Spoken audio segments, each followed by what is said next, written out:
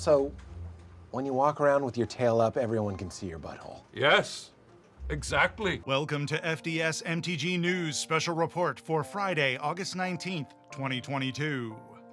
Yesterday, August 18th, Wizards of the Coast held their Wizards Presents event, where they revealed the upcoming releases for both Magic the Gathering and Dungeons & Dragons, in an obvious attempt to upsell the fan bases on both. And as they have a tendency to do, they packed a whole lot of information into even more time. With that in mind, I'm going to go ahead and dive right in to get the information out there to you in a slightly smaller package. I've broken up the information into 3 parts, and as a fair warning, I will not be presenting them in the same order as they did in the presentation. Also, I will not be covering the D&D information, as there is a lot of it, and I'm sure D&D content creators have you covered. I have a hard enough time pronouncing MTG names. Can you imagine if I tried D&D? Part 1 will be the Universes Beyond announcements, Part 2 will be the upcoming sets, and Part 3 will be the Dominaria United preview kickoff. Let's go! While we didn't get any actual cards from the upcoming Lord of the Rings set, we did get some more art and a slightly more specific release window. Along with Gandalf, we're going to get a Frodo card, a Balrog card, and the rest of the Fellowship, as I'm sure we all assumed we would. There will also be a set of cards that will have special frames that are full art borderless, and when you put them together, they will create a larger piece of art, similar to the contraptions from Unstable, if you remember those. Here, though, it is cranked to 11, depicting the battle at Pelennor Fields, which is kind of amazing. Now, in previous announcements, we were told the full set would be releasing in 2023. Well, they have narrowed that down, and it will be released in Q3 of 2023, so about a year from now, give or take. It will also be released on Arena as an alchemy set, as well as pets, avatars, and other digital items they will certainly overcharge for. They also told us about another upcoming Universes Beyond set, which was Warhammer 40k. They gave us a little bit more detail on that. Each commander deck from Warhammer 40k will have its own soul ring tailored to the faction.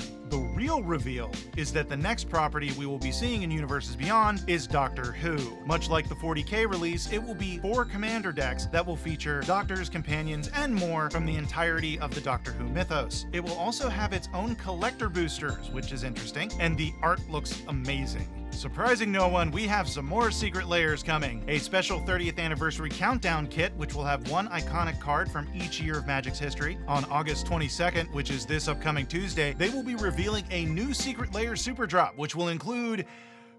They didn't really say much. They mentioned a Victor Adame Minguez and a Brain Dead secret layer, but they didn't confirm it was in the super drop. I believe Dominaria United Showcase secret layer will be included in this super drop. Other than that, we will have to wait until Tuesday, and apparently I will have to hold publication of FDS MTG News again to include those details in the episode. Fun! Moving away from secret layers, let's address the big Amazon listing in the room. Dominaria Remastered was announced, and frankly, it was more than I could have hoped for. Seriously, I thought it was just going to be Dominaria from 2018, just reskinned as a remaster. But no, it is a set made up of cards from any of the 27 main set releases or other numerous supplemental set releases that were on Dominaria. And it will include old border art, and it's a limited print run. Yay. Now, what we've all been waiting for, here is the upcoming slate of sets. After Dominaria, we will have the Brothers' War, as we knew. Then we will return to New Phyrexia. In Phyrexia, all will be one. Next is March of the Machine, followed by March of the Machine Aftermath, which will wrap up this current storyline. Then we round out the year with Wilds of Eldraine and the Lost Caverns of Ixalan. I find it amusing that we're returning to Eldraine again after the conclusion of a massive story arc. Eldraine was the first plane we visited after War of the Spark, which was the end of a 3-year story. And yes, I know technically the core set 2022 dropped before Eldraine, but we all agree those don't count, you know what I mean. If you paid close attention looking at the key art, it seems March of the Machine will take place on multiple planes. From the art, it looks like Theros, Zendikar, and Kamigawa at least. And in another sign I'm getting old, when I saw Eldraine and Ixalan as the returning planes, my immediate reaction was, but we were just there.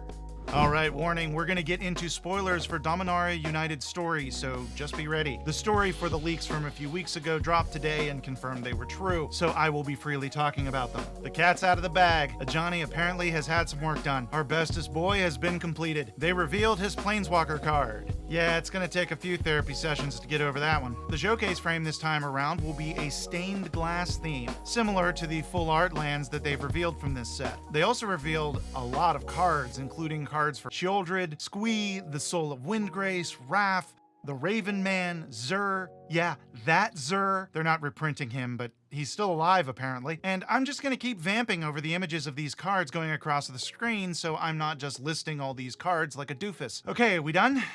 Nope.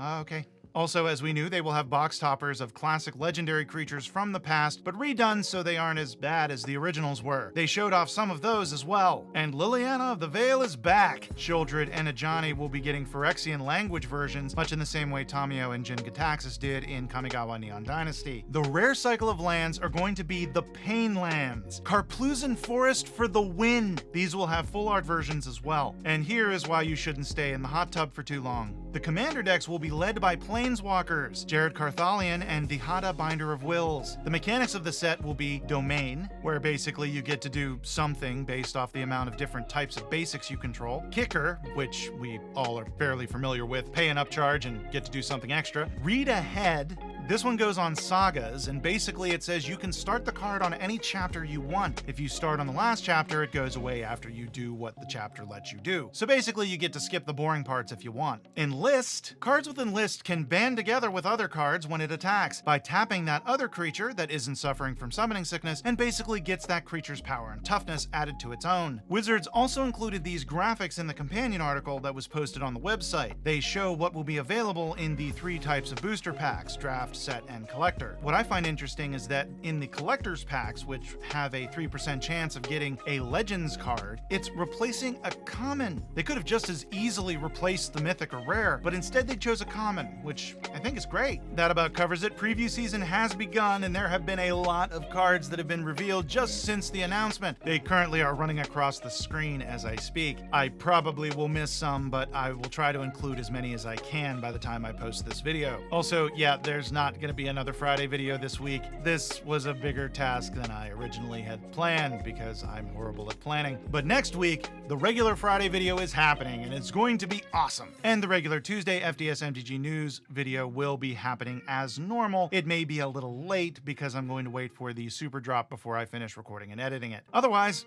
have a great weekend. Yesterday, August 18th, Wizards of the Coast held their Pizzards Resents. Also, I will not be covering the D&D stuff as there was a lot of it, and I'm sure D&D While we didn't get any actual cards from the upcoming Lord of the Rings set, we did get more card art and slightly more specific. Along with Gandalf, we are going to get a Frodo card and a Balrog card, as well as rest of the. There will also be a group of cards that will have special frames that are for art. So there will be 4 different Soul Rings in the Commander 40k Commander decks. Commander 40k. Wrong. Okay. Is that the next property that Universes Beyond will be? The real reveal is that the next property on August 22nd, which is upcoming. And apparently I will have to hold. Next is March of the Machine, followed by March of the Machine Aftermath. Then we round out the year with Wilds of Sheoldred and Ajani will be getting Phyrexian language versions, much in the same way Tamiyo and Jin Gitaxias did in Kamigawa Neon Dynasty. And I'm impressed that I pronounced both of those names without stumbling over them, but I doubt I got them right. The rare cycle of lands technically was a Kamanic. That covers most of everything that was newsworthy. That covers most of everything that was newsworthy. My lord. That about covers most of everything that was newsworthy. My lord. They currently are running across the screen. But next week, the regular Friday video. Bidelos is what my daughter used to call videos. This show is part of the CIP network, inspiring creativity, one episode at a time.